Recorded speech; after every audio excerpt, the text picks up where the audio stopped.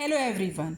आज हम federalism class 10 civics chapter 2 में डिस्कस करेंगे स्केड्यूल्ड लैंग्वेजेस को और डिसेंट्रलाइजेशन को स्पेशली इन डिटेल कि why do we need decentralization, what are the advantages and limitations of decentralization, and will also discuss about the Panchayati Raj system in detail and about the municipalities. तो let's begin. सबसे पहले मैंने आपको बताया कि India में we have a lot of linguistic diversity. India में जो सेंसेक्स हुआ था 2011 और 2021 में कोविड की वजह से नहीं हो पाया था, तो उसके हिसाब से इंडिया में 1300 डिस्टिंक्ट लैंग्वेजेस हैं। ठीक है, अलग अलग 1300 लैंग्वेजेस हैं जिनको लोगों ने बताया कि वो उनकी क्या है, मदर टंग है। लेकिन इन 1300 लैंग्वेजेस को हम अपनी स्केड्यूल्ड लैंग्वेजेस में इंक्लूड नहीं कर सकते। तो हमने क्या किया, अलग अलग लैंग्वेजेस के ग्रुप्स बनाए और उन्हें ग्रुप टुगेदर कर दिया। मतलब हमने लैंग्वेजेस को ग्रुप टुगेदर किया अंडर वन मेजर लैंग्वेज। जो भोजपुरी है, मगधी है, बुंदेलखंडी है, छत्तीसगढ़ी, राजस्थानी, ये सब किस में आ जाती हैं, हिंदी में आ जाती हैं। इस तरह से हमने लैंग्वेजेस को ग्रुप टुगेदर किया और इस हिसाब से हमारे पास हिंदी को मिलाकर टोटल 22 स्केड्यूल्ड लैंग्वेजेस हैं। हिंदी इंक्लूडेड है इसमें।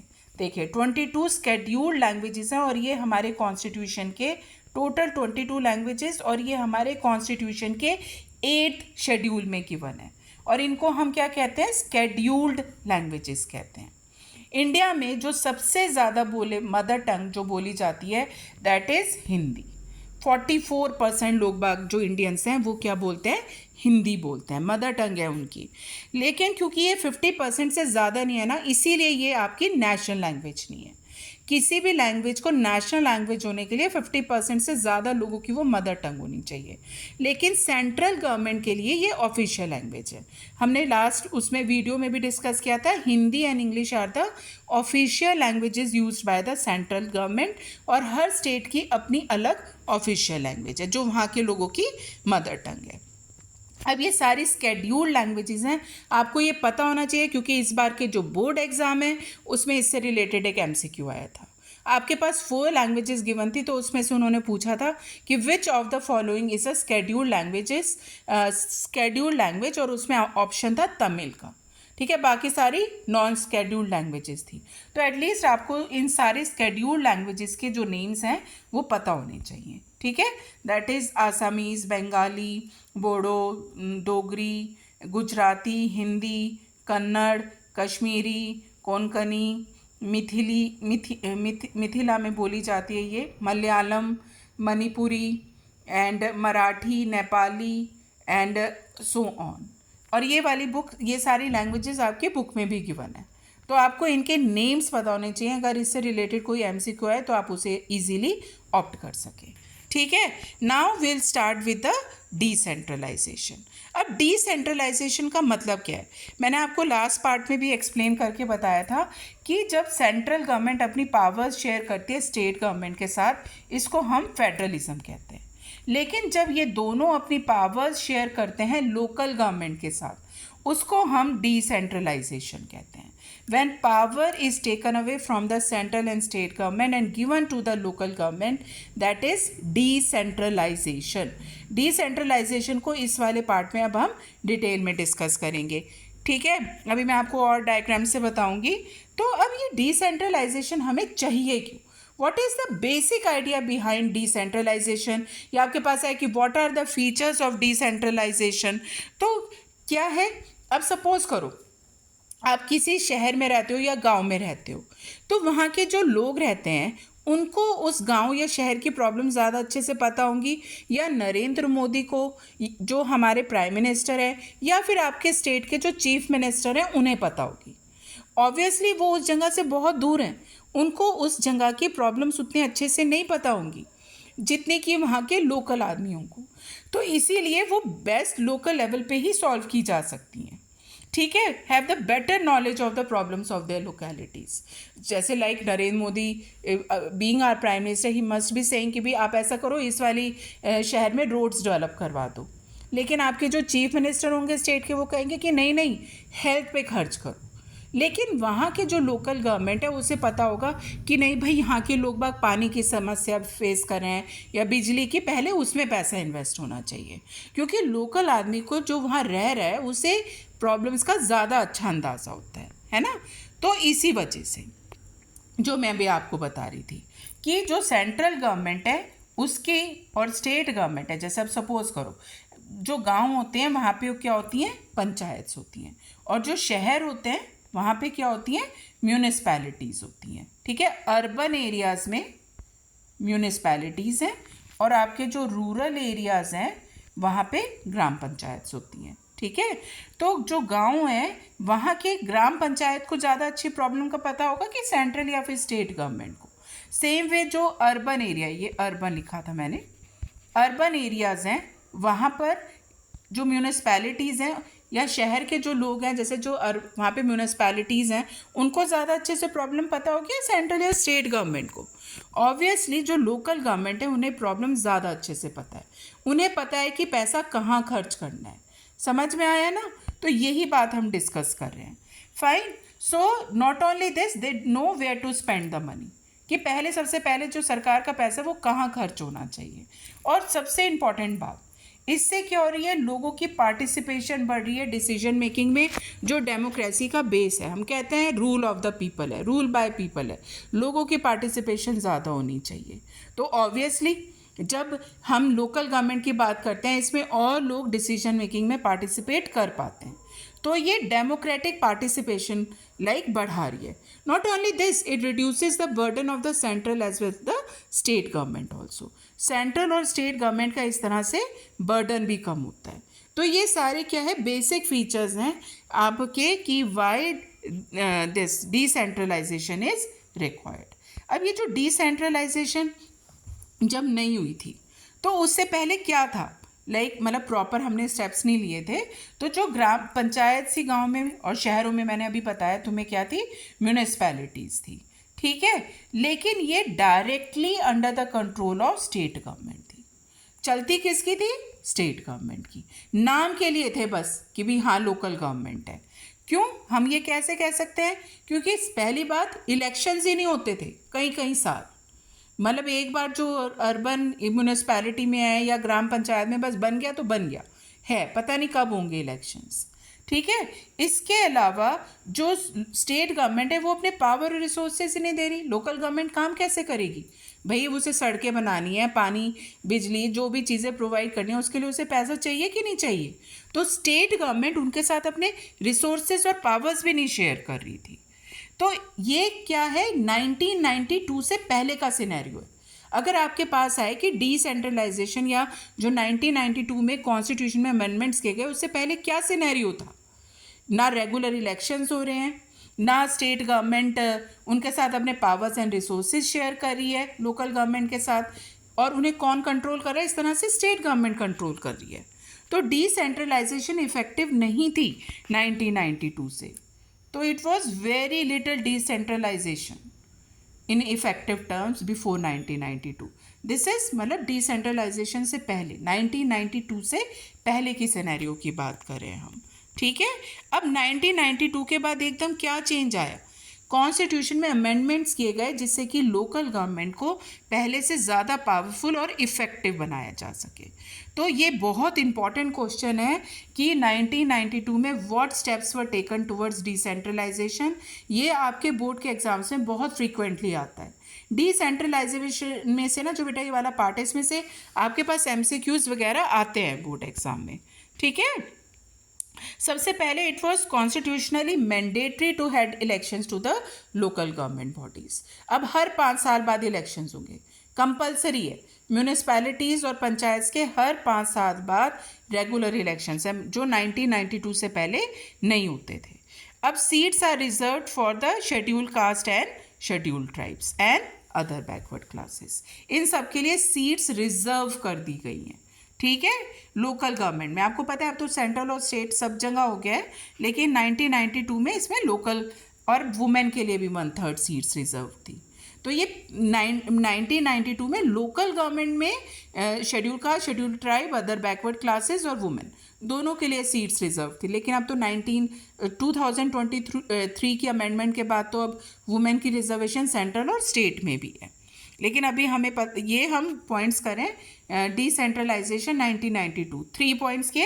अब जो 4th पॉइंट है कि अब हम कह रहे हैं रेगुलर इलेक्शंस होने चाहिए, तो इसके लिए हर स्टेट में एक इंडिपेंडेंट स्टेट इलेक्शन कमीशन भी सेटअप किया गया था। स्टेट इलेक्शन कमीशन ये क्या है, एक इंडिपेंडेंट इंस्टीट्यूशन थी जो पंचायत और म्यूनिसपैलिटीज़ में क्या करवाएगी, इलेक्शन करवाएगी। नॉट ओनली दिस, अब स्टेट गवर्नमेंट्स के लिए कंपलसरी कर दिया गया था कि they have to share their power and resources and revenues with the local government. वो ये सारी चीज़ें उनके साथ लोकल गवर्नमेंट के साथ क्या करेंगे, शेयर करेंगे। मैंडेटरी है। ये 5 पॉइंट्स बेटा आपको बहुत ही ईजी हैं और लर्न करने चाहिए, ये बोर्ड एग्जाम्स में आता है। ठीक है, तो हमने क्या किया, 1992 में क्या स्टेप्स किए गए, elections mandatory, seats reserve for schedule caste, schedule tribe and other backward classes, 1/3 seats reserve for women, an independent state election commission was set up to conduct regular elections, and इसके अलावा जो state government अपने power और resources share करेगी local government के साथ। ये 5 points आपके बहुत इंपॉर्टेंट हैं। अब हम बात करें अलग अलग लेवल्स ऑफ दिस, लाइक हम कह रहे हैं ना रूरल एरियाज में क्या है, ग्राम पंचायत हैं। तो ये एक लेवल नहीं है, काफ़ी सारे लेवल्स हैं। इसको हम together what we call it Panchayati Raj system. Panchayati Raj system कहते हैं इसको। तो what do you mean by Panchayati Raj system? Rural local government is known as Panchayati Raj. Simple, rural areas में जो लोकल गवर्नमेंट है उसको हमने एक नाम दिया है पंचायती राज सिस्टम। तो हर गांव में, या फिर जैसे बहुत सारे ऐसे गांव होते हैं जहाँ पे तो सिर्फ 4-5 परिवार रहते हैं, 15 मतलब 50, 60, 100 लोग रहते हैं, उसके लिए एक ग्राम पंचायत नहीं हो सकती। तो कई बार a group of villages can also in some states have a gram panchayat. ठीक है, या तो एक गांव की या एक ग्रुप ऑफ विलेजेस की एक ग्राम पंचायत होती है। तो ये ग्राम पंचायत क्या होती है? It consist of the, it's a council consisting of several ward members. In members को क्या कहते हैं? पंच। और इनका जो प्रेसिडेंट होता है उसको क्या कहते हैं? सरपंच। जैसे अब अलग अलग स्टेट्स में इसके अलग अलग नाम भी हैं, जैसे कई जगह इसको प्रधान भी बोलते हैं, है ना। तो अगर मैं तुम्हें ये बता रही थी कि क्या, जैसे अब यहाँ लिखा है ward members, what do you mean by ward members then? जैसे एक ये गांव है, उस गांव को लाइक हम क्या करेंगे, वार्ड्स में डिवाइड कर देंगे, और हर वार्ड से एक मेंबर इलेक्ट होगा, और इस एक मेंबर को क्या कहेंगे? पंच। और पूरे गांव से एक सरपंच इलेक्ट होता है। ठीक है, तो this is how the elections are conducted to the local government. समझ में आया? पूरे गांव को हमने वार्ड्स में, म्यूनिसपैलिटीज़ के लिए भी यही है कि पूरे शहर को वार्ड्स में डिवाइड कर दिया जाता है। ठीक है, जो हमारी ग्राम पंचायत होती है उसमें ज़्यादातर ये क्या होता है? ऑड नंबर होता है, और उसके हेड को, गांव में जो हेड होता है पंचायत का, उसे क्या कहते हैं? सरपंच कहते हैं। ठीक है, अब ये जो मैं तुम्हें बता रही थी कि 1990 यहाँ पे लिखा हुआ नहीं है, 1992 में जो 73rd कॉन्स्टिट्यूशनल अमेंडमेंट हुई थी, तो इसके हिसाब से देखो, सबसे पहले एक गांव में क्या है? ग्राम पंचायत है। ये किस पे है? विलेज लेवल पे। अभी ये मैंने आगे भी एक्सप्लेन किया है। फिर उसके बाद आपके पास बहुत सारी, जैसे एक गांव में एक ग्राम पंचायत है, दूसरे गांव में दूसरी ग्राम पंचायत, तो 3-4 ग्राम पंचायत मिलके क्या बनाती हैं? ब्लॉक लेवल पर पंचायत समिति बनाती हैं। ब्लॉक होता है फिर बहुत सारे गांव को मिलाकर, फिर बहुत सारे ब्लॉक्स को मिलाकर डिस्ट्रिक्ट लेवल पर ज़िला परिषद होती है। ये 3 लेवल्स हैं local government Panchayati Raj system के। These are the 3 levels. ठीक है, इसको भी हम और डिटेल में पढ़ेंगे।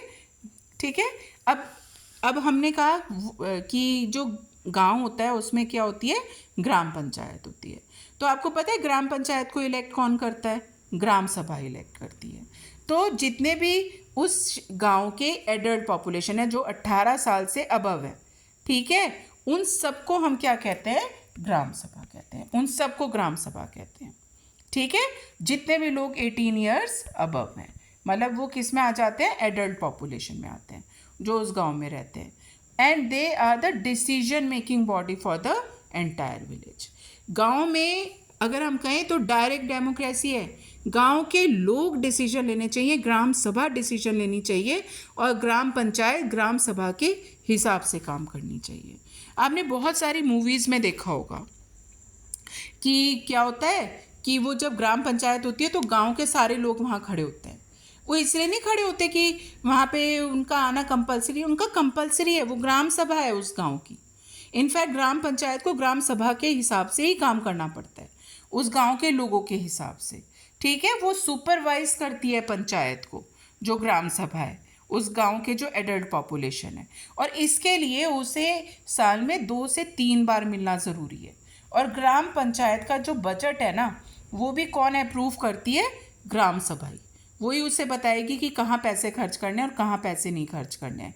पता है, ये फंक्शंस हैं ग्राम सभा के। अगर आपके पास 2 मार्क्स का क्वेश्चन आता है, what are the functions of gram sabha, what is gram सभा, तो आपको पता होना चाहिए एडल्ट पॉपुलेशन और क्या काम करती है, वो सुपरवाइज करती है ग्राम पंचायत को और उसका बजट अप्रूव करती है, उसकी परफॉर्मेंस को चेक करती है, डिसीजन मेकिंग बॉडी है वो उस गांव की। ठीक है, दिस इज व्हाट अ ग्राम सभा इज। ठीक है, अब मैं इसको आपको डायग्राम की एग्जांपल से अच्छे से और समझाती हूँ। जैसे अब ये गांव है एक, ठीक है, ये एक गांव की ग्राम पंचायत है, ये दूसरे गांव की है, तीसरे गांव की है, ये चौथे गांव की है, अलग अलग गांव है से ये मैंने मतलब और ज़्यादा भी हो सकते थे। तो ये एक पर्टिकुलरली हम इस गांव की बात करते हैं, इसकी ग्राम सभा अलग है, इस गांव की ग्राम सभा अलग है, सबकी अलग अलग ग्राम सभा है। तो इस ग्राम सभा ने, ये जो एडल्ट पॉपुलेशन है, इसने क्या किया, अगर हम कहें व्हाट डिड इट डिड, इसने अपनी ग्राम पंचायत इलेक्ट की, इसने अपनी ग्राम पंचायत, सबकी ग्राम पंचायत इलेक्ट होगी। गांव के लेवल पे सबकी अपनी अलग अलग ग्राम पंचायत है। अब ये जो 2, 3, 4 ग्राम पंचायत हैं, ये मिलकर क्या फॉर्म करती है? ब्लॉक। और ये एक ब्लॉक पे क्या होती है? फिर पंचायत समिति होती है। पंचायत समिति को मंडल भी कहते हैं। ठीक है, और या इफ वी टॉक अबाउट, फिर इसके बाद जैसे 3-4 ब्लॉक्स मिलके, 3-4 ब्लॉक्स, एक और जैसे ये 3-4 गांव की एक अलग पंचायत ब्लॉक बन गया तो उसकी पंचायत समिति है। तो 3-4 पंचायत समिति मिलके डिस्ट्रिक्ट लेवल पे क्या बनाती हैं? जिला परिषद बनाती हैं। तो जो ग्राम पंचायत, पंचायती राज सिस्टम है ना, ये इस तरह अलग अलग लेवल्स के हिसाब से होता है। विलेज लेवल, ब्लॉक लेवल और डिस्ट्रिक्ट लेवल, ये इसके अलग अलग लेवल्स हैं। आपके पास है ग्रास रूट लेवल पे क्या होती है? ग्राम पंचायत होती है, उसे कौन इलेक्ट करता है? ग्राम सभा। 4-5 ग्राम पंचायत मिलके ब्लॉक लेवल पे क्या बनाती है? पंचायत समिति या मंडल। और इसी तरह ब्लॉक लेवल पर पंचायत समितिज मिलके क्या बनाती है? डिस्ट्रिक्ट लेवल पर जिला परिषद। आगे बात समझ में?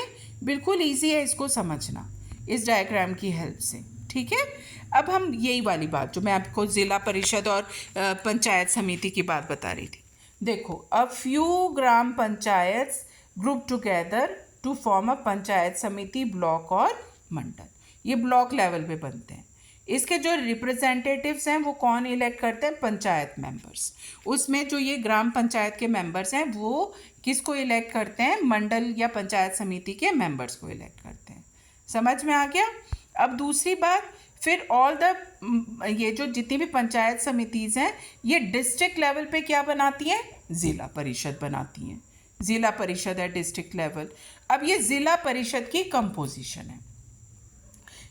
पहले ग्राम पंचायत थी, ग्राम पंचायत ने मिलके, थोड़ी सी ग्राम पंचायत ने मिलके क्या बनाया? पंचायत समिति। अब फिर थोड़ी सी पंचायत समितिज ने मिलके क्या बनाया? जिला परिषद। अब ये कंपोजिशन है जिला परिषद की। कंपोजिशन मतलब कौन कौन मेंबर्स होते हैं जिला परिषद के। तो जो जिला परिषद के ज़्यादातर जो मेंबर्स होते हैं वो इलेक्टेड होते हैं, और उस एरिया के जितने भी लोकसभा मेंबर्स हैं या एमएलएज हैं डिस्ट्रिक्ट लेवल पे, वो ऑटोमेटिकली मेंबर्स बन जाते हैं जिला परिषद के। इसके अलावा जो डिस्ट्रिक्ट पर कुछ गवर्नमेंट ऑफिशियल्स हैं वो भी ऑटोमेटिकली मेंबर्स बन जाते हैं जिला परिषद के। समझ में आया? और इसका जो हेड होता है उसको क्या कहते हैं? चेयरपर्सन। आपने लिखा हुआ भी देखा होगा, अगर कुछ एरियाज़ में तो लोग बाग लिखे रहते हैं उसके पीछे चेयरपर्सन, है ना। तो वो हो सकता है कि ज़िला परिषद के चेयरपर्सन हो, जो इसकी मीटिंग्स को प्रिसाइड ओवर करते हैं। ठीक है, that is we have discuss till now about the gram panchayat या पंचायती राज सिस्टम के अलग अलग लेवल्स। ठीक है, अब हम बात करेंगे अर्बन एरियाज में। अर्बन एरियाज में क्या होती है, म्यूनिसपैलिटीज़ होती हैं। अब जो म्यूनिसपैलिटीज़ होती है ना बेटा, ये पॉपुलेशन के हिसाब से होती है। जहाँ पे पॉपुलेशन कम है वहाँ नगर परिषद, वो आपकी बुक में नहीं गिवन है। फिर जहाँ पॉपुलेशन बढ़ती है वहाँ पे म्यूनिसिपल काउंसिल्स होती हैं। ठीक है, सबसे पहले क्या होगा, म्यूनिसिपल काउंसिल्स। फिर जहाँ पे पॉपुलेशन कम है, फिर इसका जो हाईएस्ट लेवल होता है वो होता है म्यूनिसिपल कॉरपोरेशन। म्यूनिसिपल कॉरपोरेशन जिसको हम नगर निगम भी कहते हैं, जो मेट्रोपॉलिटन सिटीज़ में होती हैं, जिनमें पॉपुलेशन 10 लाख से भी ज़्यादा होती है। तो नेचुरल है, वहाँ पॉपुलेशन ज़्यादा है तो लोगों को ज़्यादा फैसिलिटीज़ चाहिए। तो ये म्यूनिसिपल काउंसिल और जो म्यूनिसिपल कॉरपोरेशन है, इनको वहाँ पे उनकी पॉपुलेशन के हिसाब से क्या मिलते हैं, फंड्स मिलते हैं। ठीक है, तो हमने क्या कहा, जो शहर होते हैं वहाँ पे जो बड़े शहर होते हैं वहाँ पे क्या होते हैं, म्यूनिसिपल कॉरपोरेशंस, और जो छोटे शहर होते हैं वहाँ पे क्या होते हैं, म्यूनिसिपल काउंसिल्स। ठीक है, और ये क्या है, दोनों ही इलेक्टेड बॉडीज़ हैं जिसमें लोगों के रिप्रेजेंटेटिव्स होते हैं, लोग बाग वोट देते हैं और अपने मेंबर्स को इलेक्ट करते हैं। सेम इसमें शहरों को किस में डिवाइड किया जाता है, वार्ड्स में, और हर वार्ड से अपना बंदा एक काउंसिलर को इलेक्ट करता है और फिर वो इकट्ठे दे फॉर्म द म्यूनिसपैलिटी। समझ में आ गया। अब जो म्यूनिसिपल काउंसिल होता है उसका जो हेड होता है वो म्यूनिसिपल चेयरपर्सन ही होगा म्यूनिसपैलिटी का या म्यूनिसिपल काउंसिल का। लेकिन जो म्यूनिसिपल कॉरपोरेशन होती है उसके हेड को मेयर कहते हैं and he is directly elected by the people. मतलब जहाँ पे म्यूनिसिपल कॉरपोरेशन या नगर निगम है वहाँ पे लोग बाग दो वोट करेंगे, एक तो अपने वार्ड से अपना एक काउंसिलर इलेक्ट करेंगे और दूसरा पूरे शहर के लिए जो एक मेयर है उसको इलेक्ट करेंगे। समझ में आ गया, वहाँ पे वो दो वोट करते हैं। ये है म्यूनिसपैलिटीज़ के बारे में, बस आपको इतना ही लर्न करना है। अब हम डिस्कस करेंगे what are the advantages of the local government, क्या फ़ायदे हैं। अब देखो 36 इलेक्टेड रिप्रेजेंटेटिव्स हैं पंचायत और म्यूनिसपैलिटीज़ में, इतनी तो किसी देशों की पॉपुलेशन भी नहीं होती। तो ये क्या इंक्रीज़ करे, लोगों की पार्टिसिपेशन इन डिसीजन मेकिंग, जो हमने बेसिक आइडिया में भी किया था। डेमोक्रेसी बेस्ड है इस चीज़ पे कि लोगों की ज़्यादा से ज़्यादा पार्टिसिपेशन होनी चाहिए और लोकल गवर्नमेंट इसी पे ही फोकस करती है, ज़्यादा से ज़्यादा बढ़ती जा रही है लोगों की पार्टिसिपेशन। ठीक है, तो ये not only this, it helps in deepening of the democracy. Deepening of the democracy मतलब और गहराई तक और लोगों तक डेमोक्रेसी के फ़ायदे पहुंच रहे हैं, है ना। तो that is it helps in the deepening. Not only this, 1/3 seats are reserve for the women. तो इसकी वजह से वुमेन पार्टिसिपेशन बढ़ी है, उनकी वॉइस बढ़ी है इन डेमोक्रेसी, वुमेन एम्पावरमेंट हो रही है। तो बेटा ये एक बार आपके पास में बताया एडवांटेजेस और लिमिटेशंस का, काफ़ी टाइम पहले 5 नंबर का इकट्ठे क्वेश्चन आया था कि list the advantages and limitations. ये क्वेश्चन भी बोर्ड एग्जाम्स में आया हुआ है, समझ में आया। तो ये तीन एडवांटेजेस हैं, बेसिक आइडियाज़ वाले भी एडवांटेजेस ही हैं एक तरह से, कि सेंट्रल और स्टेट गवर्नमेंट का बर्डन रिड्यूस करता है, तो वो लोकल लोगों को ज़्यादा अच्छे से प्रॉब्लम्स पता है, तो वो लोगों की प्रॉब्लम्स को ज़्यादा बेटर तरीके से सॉल्व कर सकते हैं। लेकिन अगर हम आपकी एनसीईआरटी के हिसाब से जाएं तो उसमें ये ही 3 एडवांटेजेस गिवन है। ठीक है, अब हम बात करेंगे लिमिटेशंस की। Difficulties faced by the local government. तो वो कह रहे हैं कि गवर्नमेंट ये तो कंपलसरी कर दिया कि अब रेगुलर इलेक्शंस रेगुलर होंगे, लेकिन हम क्या कह रहे हैं, गांव में मेन डिसीजन मेकिंग पावर कौन होती है, ग्राम सभा।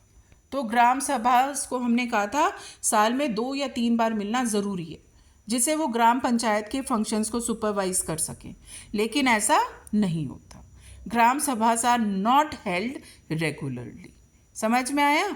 और फिर हमने कहा लोकल गवर्नमेंट अपना काम तब ठीक से करेगी जब उसके पास पावर और रिसोर्सेज होंगे, लेकिन अभी भी जो स्टेट गवर्नमेंट है ना तो वो अपने पावर्स देती है ज़्यादा, ना ही अपने रिसोर्सेज शेयर करती है लोकल गवर्नमेंट के साथ। इसी वजह से लोकल गवर्नमेंट प्रॉब्लम्स फेस करती है।